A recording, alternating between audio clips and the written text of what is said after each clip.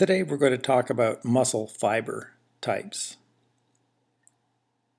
Oh look, you were right. William Shakespeare is a playwright. On to muscle fiber types.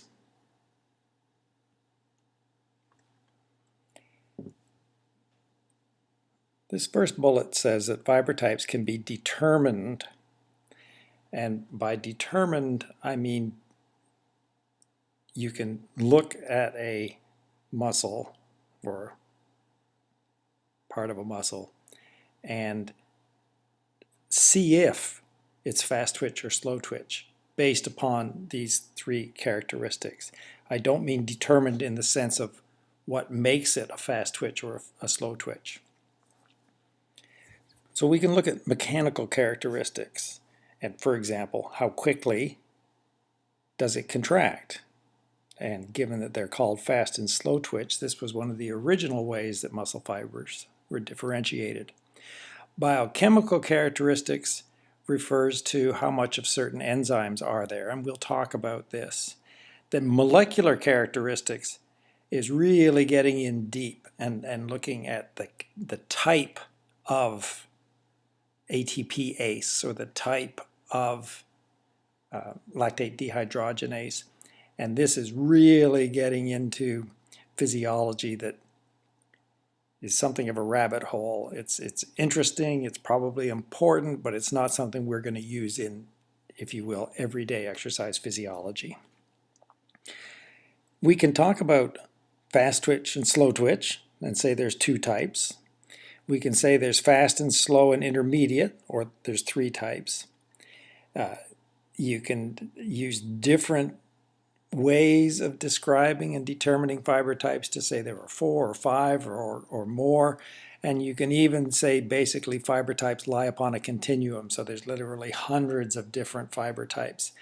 If we're going to be able to use this information, talking about just 2 types or 3 types is the most practical.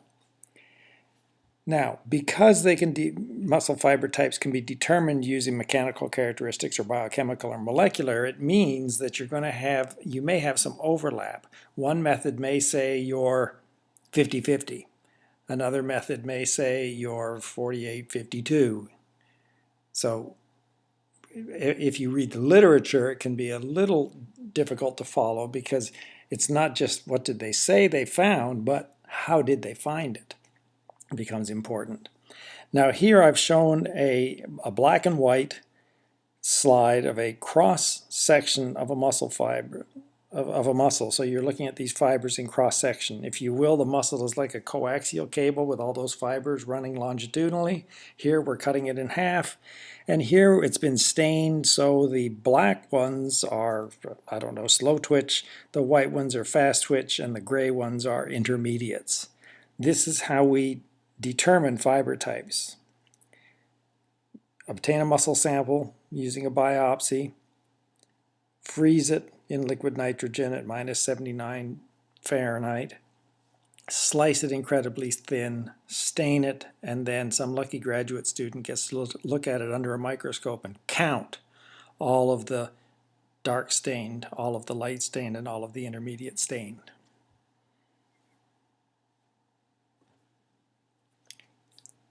I'm going to focus, or I won't even say focus, I'll just talk briefly about using biochemical characteristics. We can look at myosin ATPase activity.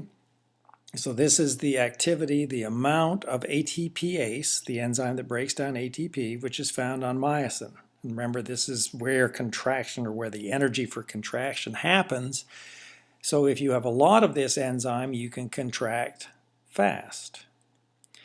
Now you can also look at the molecular level at the kind of ATPase, and very often what we do is, rather than try to measure how much of one particular enzyme there is, we look at the amount of one type versus the amount of another. So we might look at ATPase activity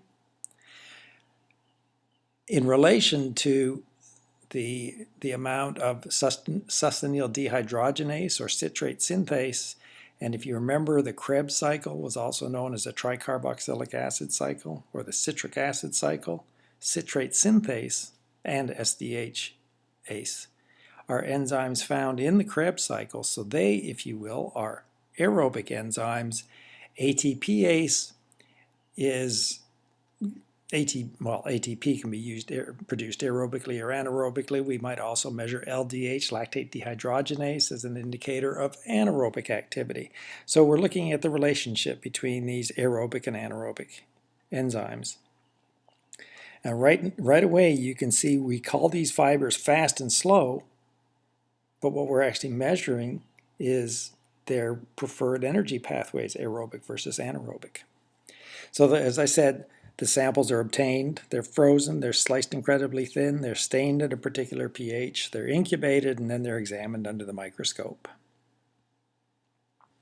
What are some characteristics of these different fibers? Well, first of all, what are the different fiber types? And notice I'm saying fiber types, not muscle types. Within a given muscle, you can have some fast twitch, some slow twitch, some intermediates. What are some different names for the slow twitch? Slow oxidative, really should be slow aerobic, but people call them slow oxidative or type 1 or slow twitch. Skip to the bottom, the other end of the spectrum, the other end of the continuum. Fast glycolytic, or type 2B or FTB, fast twitch B. Now, right off the bat, you can see with these names, we are describing, supposedly, both how fast they can contract, are they fast twitch or slow twitch, and where do they get their energy, what's the preferred energy source, is it aerobic or oxidative, or is it glycolytic, anaerobic? And then in the middle we have these intermediate fibers, which can be called fast oxidative glycolytic, type 2A, fast twitch A, FTAA.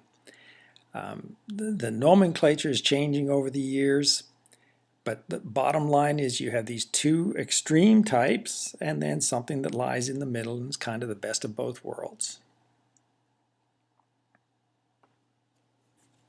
Now, determination of muscle fiber types, with determination meaning what causes you to have so many fast twitch and so many slow twitch. And it is genetically determined. It's established after about age 1, which means it changes up until you are about 1 year old, which means somebody went and did biopsies on babies to find this out. And before you cringe and say, I would never let anybody biopsy my baby, it wasn't a sport physiologist who said, hey, let's take some 6-month-old babies or take some babies at age 3, 6, 9, and 12 months and biopsy them.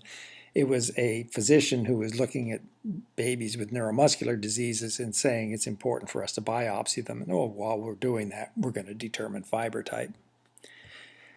But after about age 1, it's pretty much set.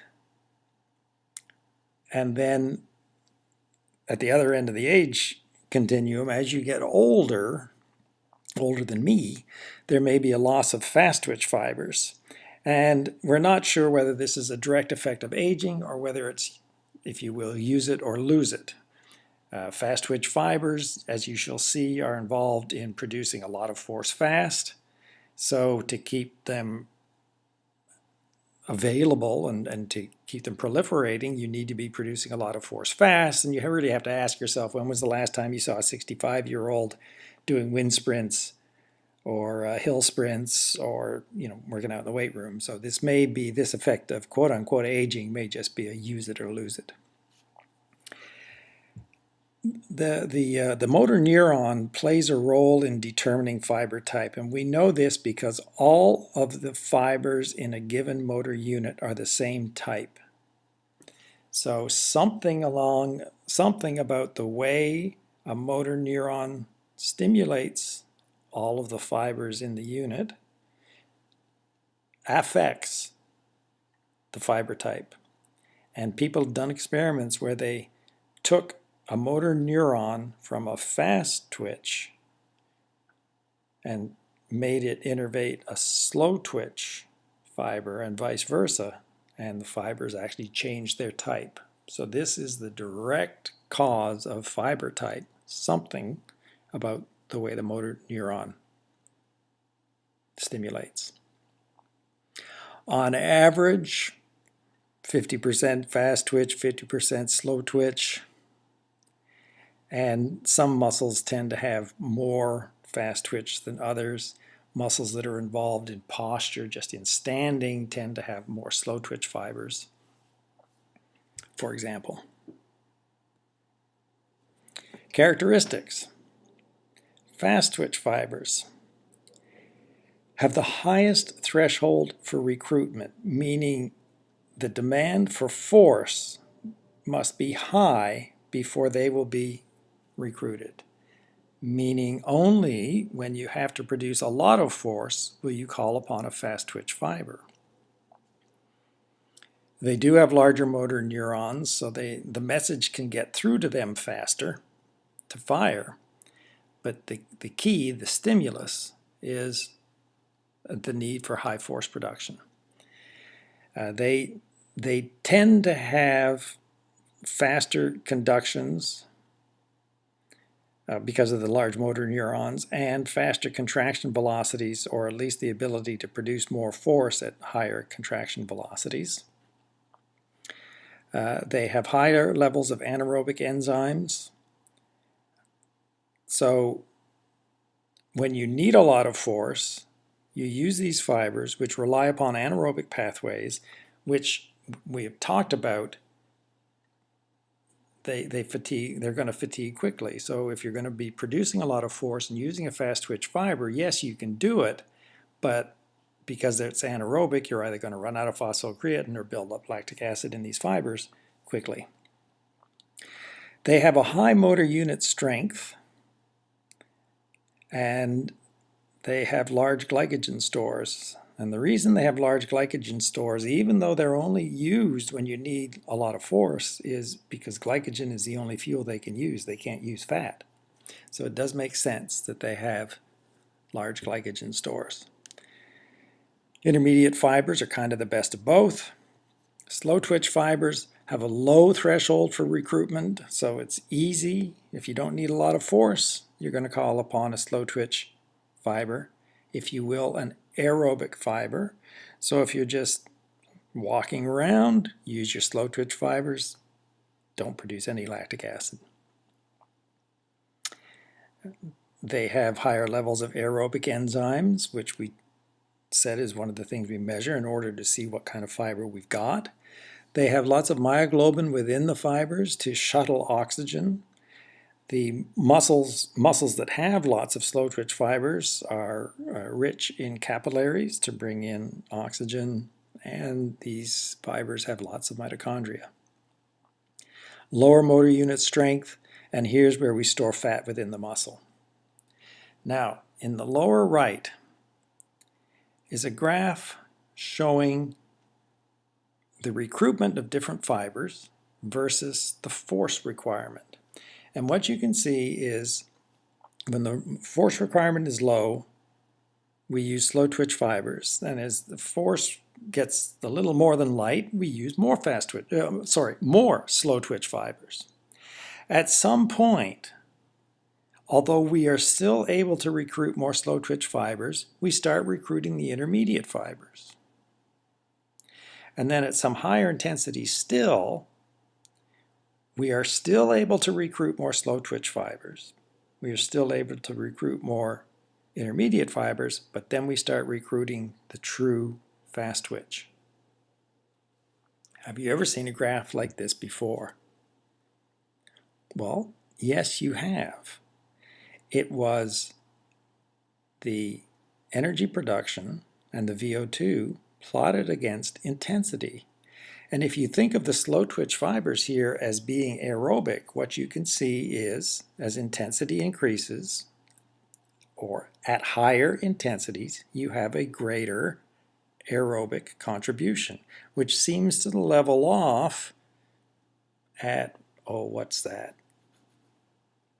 Well, somewhere around maximal force production. Then there's an intensity that we start having an anaerobic contribution.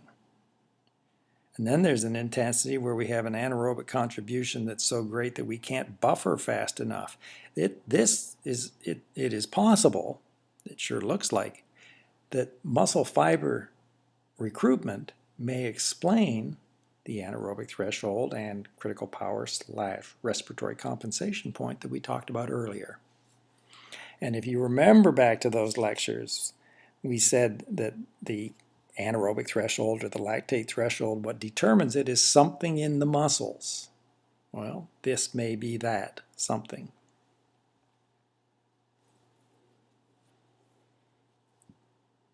Now here's our old friend, the force velocity curve, only now we've got two curves, one in yellow for slow twitch fibers, one in white for fast twitch fibers. And these are motor units for a given motor unit. So you can see that a given fast twitch motor unit can produce more force slowly and much more force fast.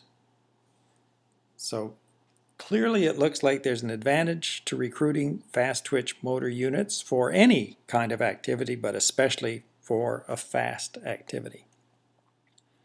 Now the physiologist says, why do fast twitch motor units have such a markedly higher capability of producing force? Well, here's the one reason.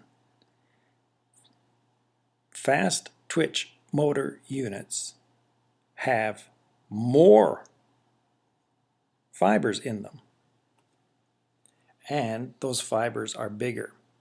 So in the previous slide, it was like comparing the strength of a 11-man football team against a 5-teenager basketball team. Of course, the football team is going to be stronger because they've got more bigger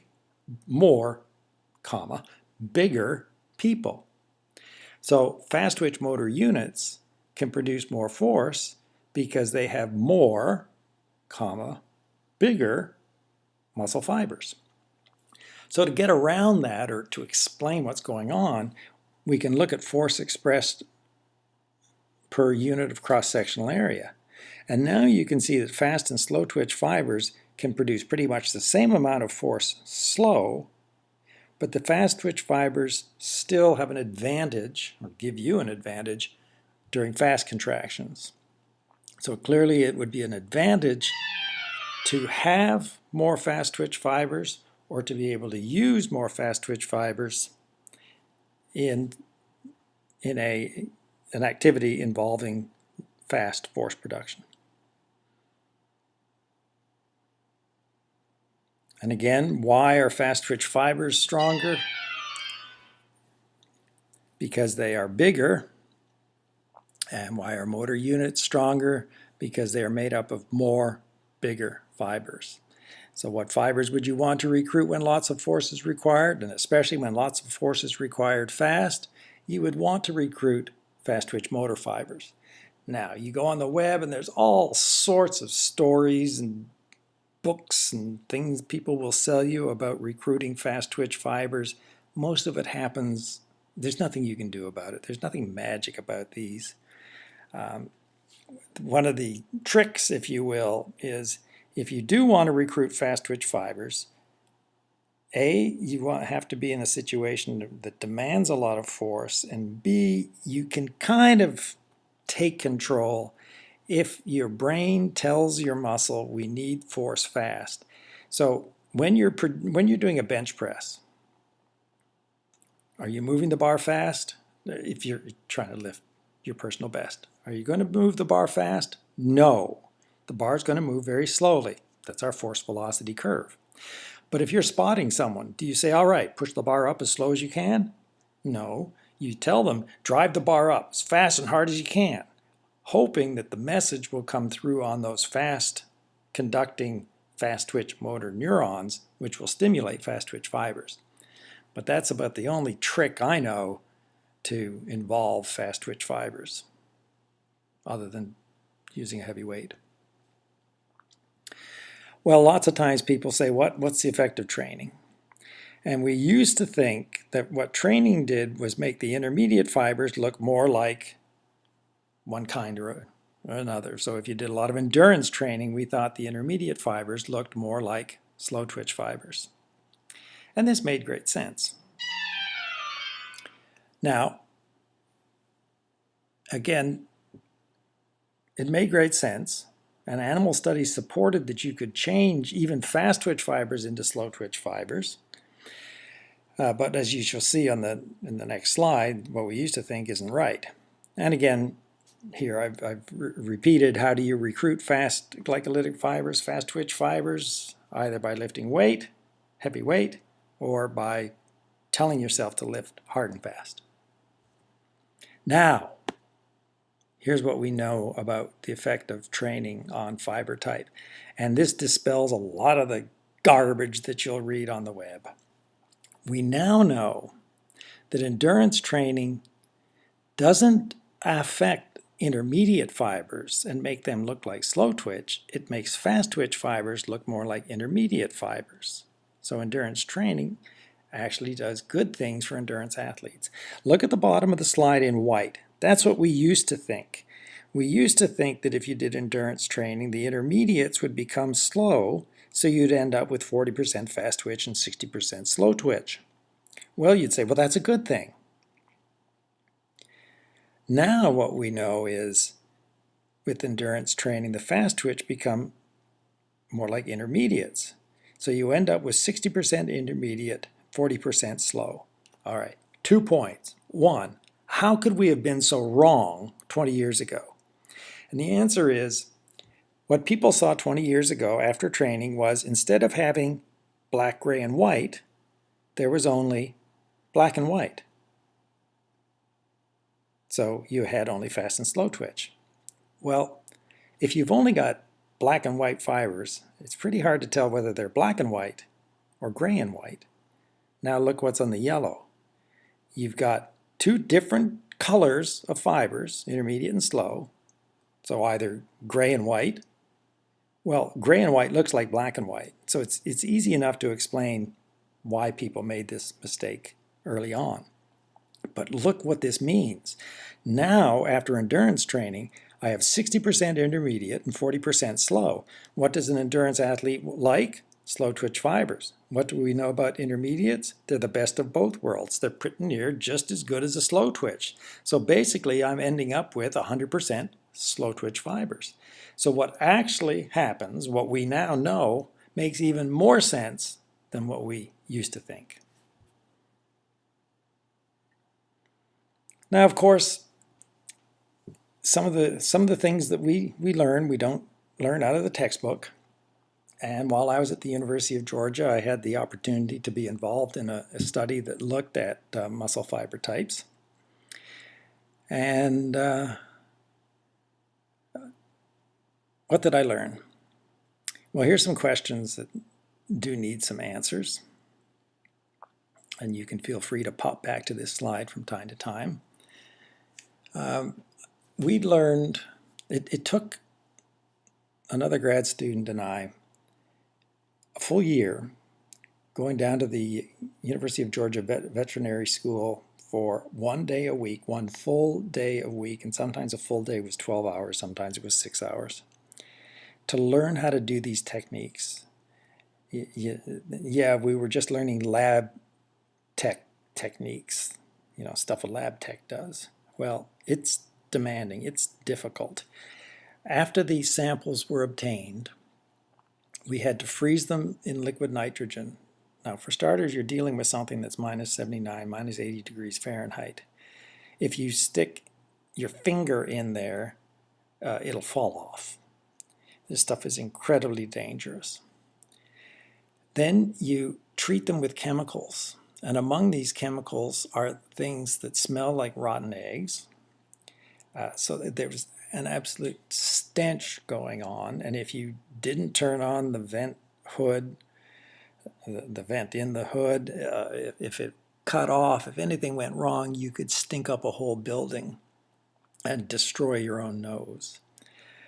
We had to treat these samples with pure alcohol. Pure alcohol dehydrates. It also sucks all the water out of your skin. And we went around looking with the ends of our fingers, looking like we had leprosy. We were given a blade that was used in something like you see in a delicatessen to slice meat. Well, we were given a blade that we had to carry across the room to put in the machine. The blade weighed about 5 kilos, it weighed about 12 pounds, and they told us if you drop it into your leg, it'll be embedded in the bone before you know it's gone through the skin. That's how sharp it was. So this is a scary, delicate technique that we learned. And I said some days were 12 hours long, so we would go up to the cafeteria and have a chili dog out of a machine. Oh yes, great fun. Okay, so does fiber type distribution determine performance potential? Yes and no. It separates those guys from these guys, but it doesn't separate the gold medal winner from the silver, from the bronze. What happens if you incubate a biopsy sample at 45 degrees? Part of the process is after you've treated these little muscle samples, you have to let them sit. And remember, we're trying to measure levels of ATPase and LDHase, so these enzymes. So you have to let them biopsy. Now, we had the unfortunate circumstance one day that I decided we should go get lunch, and we had problems maintaining the temperature on where we were incubating these things, and when we came back it was at 45 degrees Celsius. Now if you remember, body temperature is 37. If body temperature gets too high, proteins denature. Enzymes are proteins. So if you incubate a biopsy sample, oh, I forgot to mention, the sample we got was from my major professor. He had been a college swimmer and he really, really wanted to know what his muscle fiber types were. So this was his sample. He was not very comfortable giving up the sample, but he really wanted to know his muscle fiber type. And I incubated his sample at 45 degrees. Here's a picture of what you expect to see. And there on the right is what we did see. You can look very carefully, but let's just say if you incubate a biopsy sample at 45 degrees, you've got nothing. What's in a chili dog? Well, yeah, there we were. We would get our beverages from the Coca-Cola machine, and there on the right is our, that's a hot dog. It's not a chili dog, but yeah, you could get a chili dog, and it was 55 cents. Best bargain there was there. Oh yes, at the School of Veterinary Medicine. Yeah, how brave are you to buy a chili dog at the vet school? Does a muscle biopsy hurt? Okay, I drew this myself. You've got bone, you've got muscle, you've got skin. To do a muscle biopsy, you put lidocaine on the skin, then you make an incision, then you insert a needle, which has an opening in it. So that's a hollow needle, and when I say needle, it's the size of a ballpoint pen with a little opening in it. Then you slam a blade within that little tube so that any muscle that's sticking in that little opening gets chopped off. So you just have a little bit of hamburger. Okay, does it hurt? No, because you've deadened the skin with the lidocaine, and there are not pain receptors in the muscle. Imagine if there were pain receptors in the muscle. Every time you went for a run, it would be, oh, oh, oh, oh. Every step would hurt. So there's no pain receptors in the muscle. Oh, something I should mention, it's important that you put the needle into the middle of the muscle. If you go near the extremes, the edges, the fiber type can be a little different than you would expect. So it's important to go in that same place. Now, most people, what they do is they put the needle in and they gauge when they're halfway in. Our guy, who we later learned his nickname was the Butcher, his method was to stick the needle in as far as it would go and then pull it out halfway. What determines how far a needle can go? The bone. What he was doing was bouncing a stainless steel prod against the bone. And if you've ever been kicked in the shin, you know that the bone, or the periosteum, is richly innervated with pain receptors. At the University of Georgia, a muscle biopsy was one of the most painful things you can imagine. And my job was hand holder. I had to hold these people's hands while they were having this done, and I would leave with fingernail marks that were dug into my hand that would last for days. My other job was to talk people to come back in and have it done at the end of the study. And yes, 16 for 16. Does a muscle biopsy hurt? So, oh, here's one more. How does one obtain a urine sample from a dog? We were sitting around one day up there eating our chili dogs, and we looked out in the patio, and there's this woman comes out, and she's wearing her lab coat, and she's got this dog on a leash, and poor thing, his leg was all bandaged up, and she's walking beside him, and she takes him near the flower bed, and he lifts up his leg, and whoo, she whips out this stick that's got a tin can tied onto the end of it, and hey, that's how you get a urine sample from a dog. And I don't know when, but you might find that's important to know. So here's a summary. Is muscle fiber type distribution important for performance? Well, yes and no. It separates the endurance athletes from the power athletes, but that's about it. What happens when you incubate a muscle biopsy sample at 45 degrees? What's in a chili dog? Well, definitely some things it's best not to know. And does a muscle biopsy hurt? Well, yes, at the University of Georgia, and no, it shouldn't. Overall, what have you learned at the University of North Texas? That muscle fiber types provide an interesting basis for explaining exercise responses and performance, and perhaps for planning training programs. But don't waste a whole lot of money on the web. How do you get a urine sample from a dog?